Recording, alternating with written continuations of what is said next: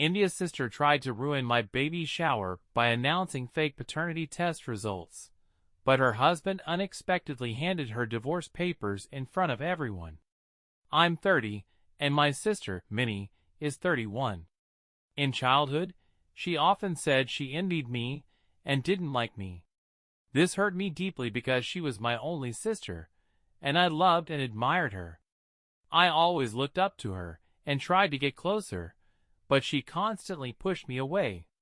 When she was happy, she was a wonderful sister, fun and creative. But during our fights, she would say horrible things and even try to hurt me physically by hitting, shoving, or pulling my hair. Minnie was always more sociable and excelled in fashion and trends. She experimented with hairstyles and got tattoos. Our mom enrolled me in school early, so Minnie and I ended up in the same class. My sister didn't like that. She saw me as a competitor, especially since I was more successful academically.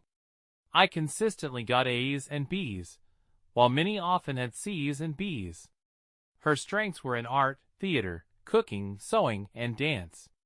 I fell in love with the violin thanks to our mom, who encouraged me to learn an instrument, and I also became passionate about French and Korean languages. Minnie was part of the school drama club and spent evenings rehearsing plays. But one day, she was expelled from the drama club after a fight. Minnie discovered her boyfriend was cheating on her with another girl from the club. In retaliation, she beat the girl up and set her bag on fire. The incident led to Minnie being asked to transfer to another school, even though the conflict was resolved after our parents compensated the girl. Minnie had to repeat her senior year, and her relationship with our parents deteriorated significantly. My romantic relationships never lasted more than 6 months, and Minnie was always the reason. Every time I started a healthy relationship, she found a way to ruin it. Once, I was really into a guy named Derek, and things were getting serious between us. We were planning to introduce each other to our parents, but the day before, he suddenly blocked me everywhere: phone, messages, Facebook. In desperation, I went to his house uninvited to find out what had happened. When I arrived, Derek admitted that Minnie had contacted him, claiming she was worried about me and shared stories about my past that painted me in a bad light. She told Derek that I was talking to other guys while dating him, and even sent inappropriate photos to one of her friends, pretending they were from me. I was mortified. I tried to explain that it was all lies, but Derek was confused, wondering why my own sister would make up such stories. After endless arguments, Minnie finally admitted she had done it out of jealousy, thinking I was too good for Derek. She didn't care that she had destroyed our relationship. This incident was a turning point for me. I realized that if I wanted healthy relationships, I needed to keep my distance from her. We both dreamed of studying abroad. Minnie had a lot of potential, but her fear of new things led her to choose computer science in our home country, following our dad's advice. Watching this, I knew I didn't want my parents influencing my life decisions. I worked hard to secure a scholarship abroad, but financial constraints prevented me from leaving at first. So, I compromised and enrolled in a university in our country in the field I wanted. However, my desire to study abroad didn't fade. I kept searching for opportunities and eventually earned a scholarship to restart my studies overseas. My parents were sad about my departure, but on my last night at home, Minnie apologized for everything she had done to me. I don't know what prompted this. Maybe the fact that I was leaving so far away and she'd be alone with our parents now. I didn't want to cause any drama, so I forgave her. During my time abroad, I underwent significant changes. I lost weight, met new people, discovered my style, and gained confidence. Graduation was a major milestone, but the following year was tough as I struggled to find a job. Eventually, I landed a good job and settled into a new place. Meanwhile, Minnie graduated with her bachelor's degree in our country. She shared her plans to pursue a master's degree abroad, and I supported her. She began applying for scholarships at various universities, but her applications kept getting rejected, leaving her increasingly frustrated. One day, Minnie visited me and stayed for 10 days so I could show her the city. She noticed how much I had changed. When she made sarcastic comments about my clothes or hairstyle, I ignored them. It was strange how she tried to control what I wore or how I behaved in public. If we went out for lunch or had friends over, she'd say she didn't like them and that I should find better friends. Sometimes, when I was enjoying time with my friends, she'd suddenly act strangely for no apparent reason. When I showed her my workplace, she was surprised to see how large my office was. I excitedly told her about new career opportunities, but she remained silent and didn't express any happiness for me. Instead, she shifted the conversation to herself, talking about how she wished she had the same opportunities and regretted some of her past decisions. Later at dinner, she said she wanted to extend her stay and live with me. However, I understood I couldn't continue living under her constant criticism. I politely suggested she find other accommodations if she wanted to stay, as it was clear she had issues with me that she didn't want to discuss. At that moment, Minnie lost control. She started yelling that she was tired of my presence in her life, that everyone constantly compared her to me, and that her achievements were never enough. I pointed out that she had always made me feel inadequate. Minnie retorted that there was nothing special about me, and that she could have achieved the same things if she'd had the same opportunities. I told her we both had the same starting point. I just applied to universities and worked hard for scholarships while she didn't, yet she blamed me for her lack of success. This infuriated her, and she said I was just a spoiled girl and that she regretted I was even born. Those words hurt me deeply. I stood up, left the table, and locked myself in my room. 2 days later, when she flew back home without apologizing, I finally felt at peace. Over time, I met my boyfriend, James, who worked in the same field as me. Our paths kept crossing, and we had mutual friends who eventually introduced us. It was so refreshing to talk to someone who truly understood my work. Initially, I thought we'd just remain friends, but it turned out he liked me. The next day, he asked me out on a date. We started dating and were together for 2 years before he proposed. I grew close to his family, who lived in the same country, and he met my parents through video calls. We were already planning our wedding when I received a job offer with double the salary of my current position. The only catch was that the new company was based in my home country. After discussing it with James, we both agreed it was a great opportunity, so I accepted the offer. Returning to my home country, my family finally got to meet James in person. My parents adored him, and now every Sunday my dad plays golf with him. My new job was going great, and James soon found a job as well. During this time, Minnie avoided me like the plague. She refused to meet James, even though my parents insisted. She always came up with excuses to avoid seeing us. I understood her reluctance, and honestly, it suited me just fine.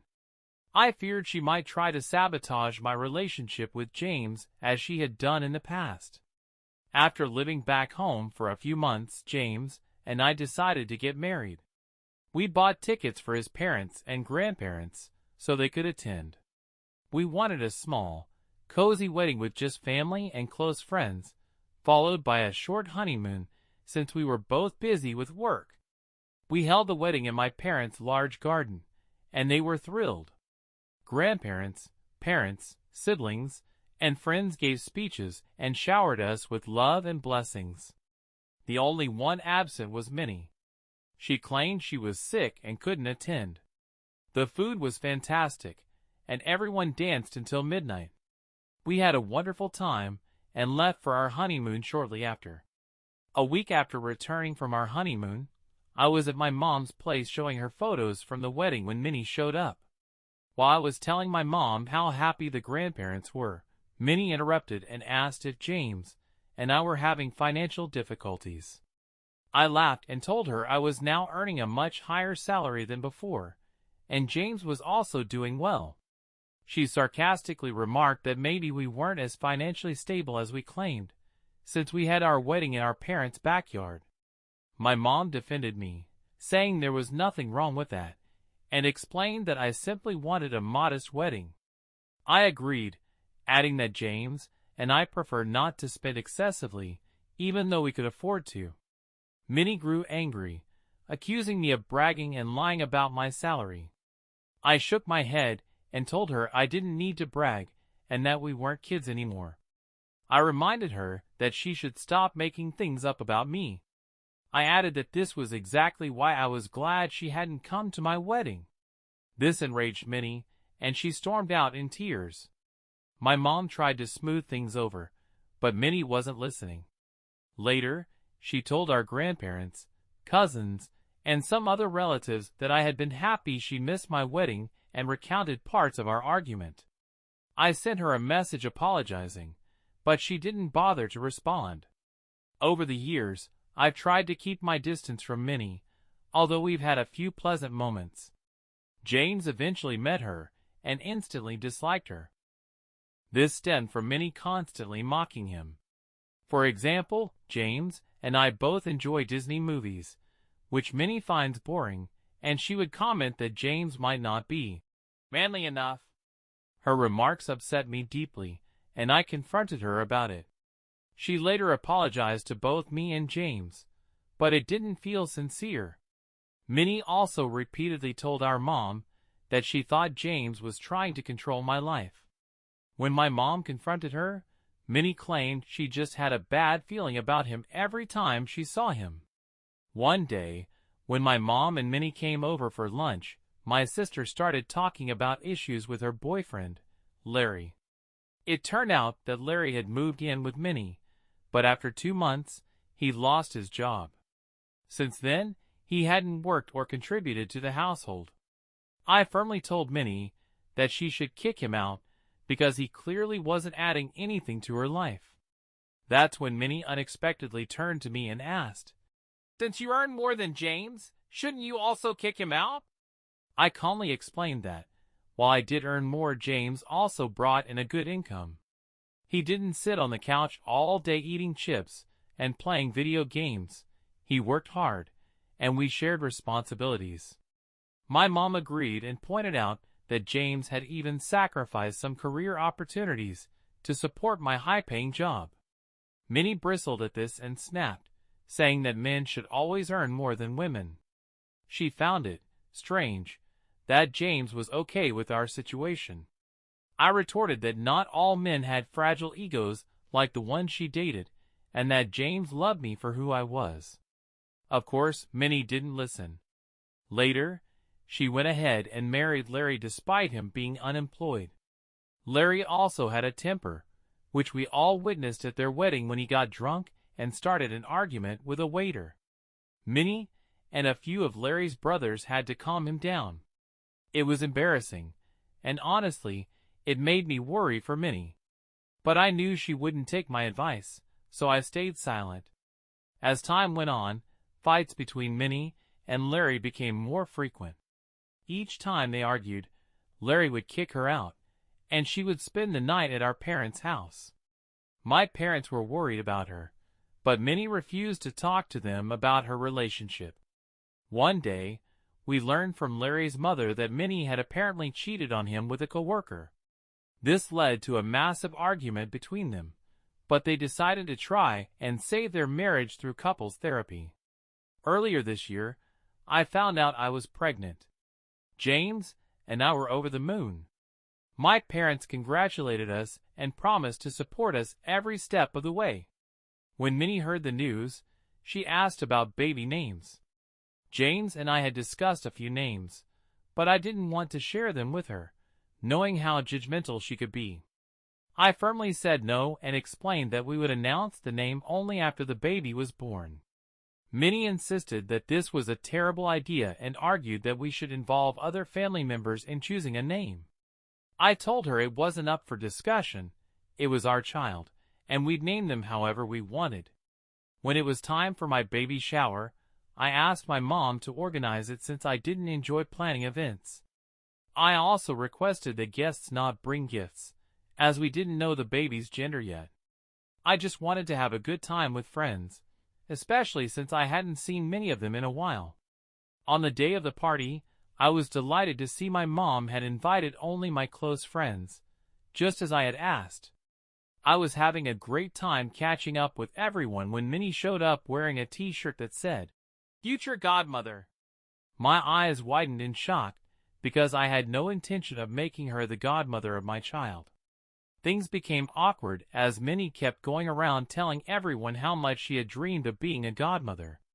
What annoyed me most was that she hadn't even discussed this with me beforehand. As the party neared its end, my mom invited my husband, Dad, and Larry to join us since we were about to reveal the baby's gender. James and I cut the cake, thrilled to find out we were having a boy. Tears streamed down my cheeks as my friends hugged me. But then Minnie stood up and announced that she had something very important to say. The room fell silent, and everyone turned to her. She looked deadly serious as she held up a document and claimed that I had taken a paternity test a few days ago. She dramatically declared that the results showed James was not the father of my child. The room froze in stunned silence. James looked at me, clearly shaken, and asked if what she was saying was true. I shook my head and turned to Minnie, waiting for an explanation. My mom demanded to know what kind of nonsense Minnie was spouting, and grabbed the document from her hands. It took only a glance for my mom to see that the document was fake. My name wasn't even listed under. "Mother!" Minnie laughed, admitting she had downloaded a fake paternity test from the internet.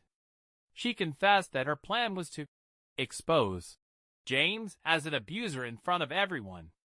The entire room was in shock and disbelief. My mom yelled at Minnie, asking if she was out of her mind. I told her to stop projecting her problems onto me and accused her of ruining my baby shower.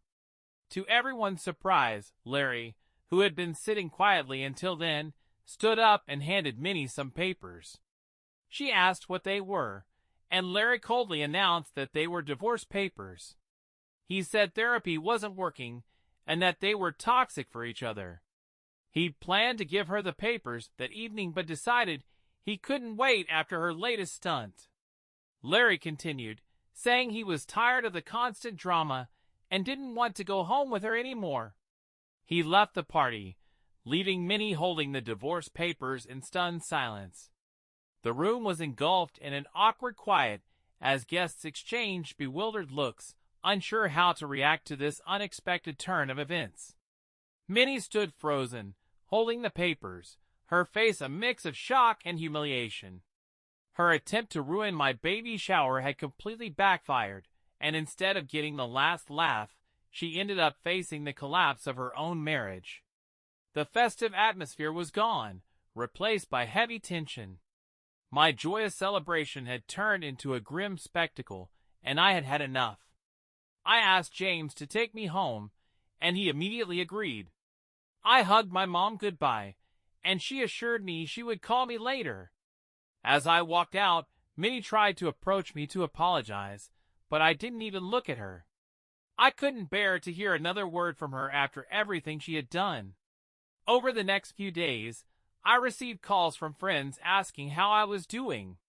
Some told me that Minnie broke down in tears after leaving the party, and that my parents had thrown her out of their house, refusing to listen to her excuses.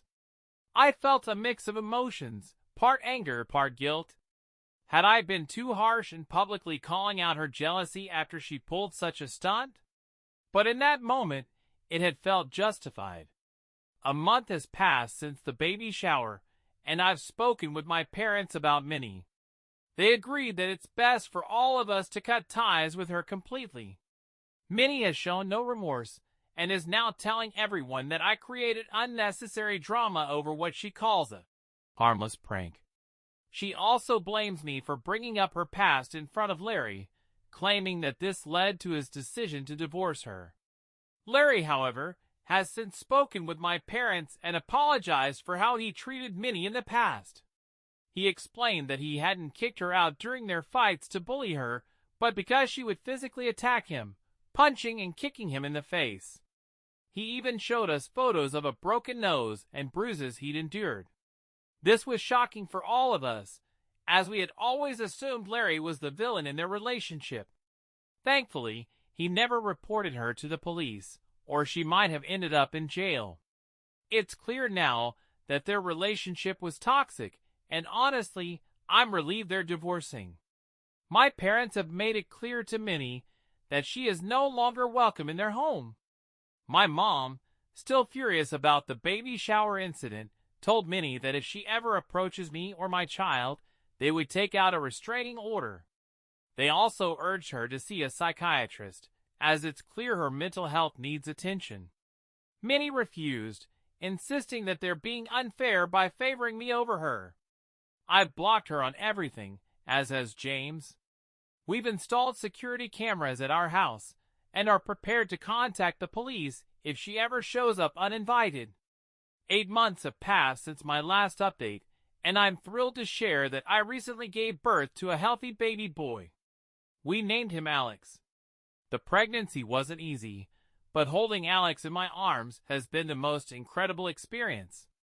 Our home is now filled with his laughter and cries, and James and I are embracing parenthood despite the challenges. My parents have been incredibly supportive, helping us every day as we adjust to our new roles.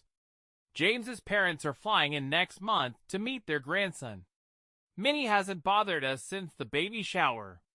The last thing I heard about her is that her divorce from Larry was finalized, and she packed her belongings to move to another city. Perhaps she's trying to start fresh.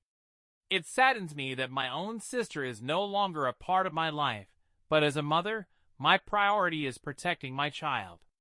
Thank you all for reading my story. Let me know your thoughts in the comments. And don't forget to check out our previous posts. There are plenty of similar stories to explore.